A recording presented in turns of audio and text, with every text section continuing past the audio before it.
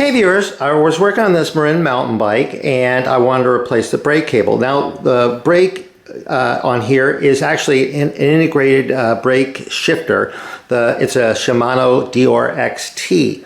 So now on most brake levers you look and there's a slot down here for the cable to come out, but there's no slot right there. And if you pull back the brake lever, you normally will see the end of the brake cable right here, but it's not visible on here.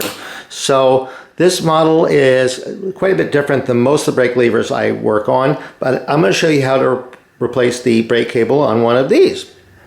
So now if you look at the bottom of the brake lever, you'll see the model number. It's a Shimano ST-M095. So that's the specific model of this brake shifter unit.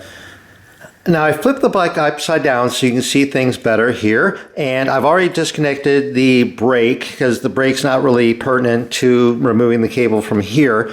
So and the housing is removed there. So to replace the cable here, what you want to do is remove this little rubber boot. Just kind of push it off, and this will expose your little adjusters here. And now you can actually see the slot right here and there, and you can actually see the end of the brake cable right there.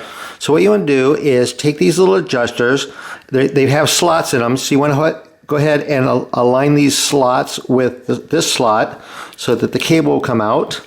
And so you're going to need to squeeze the brake lever just a little bit so this lines up there, and that pops out like that.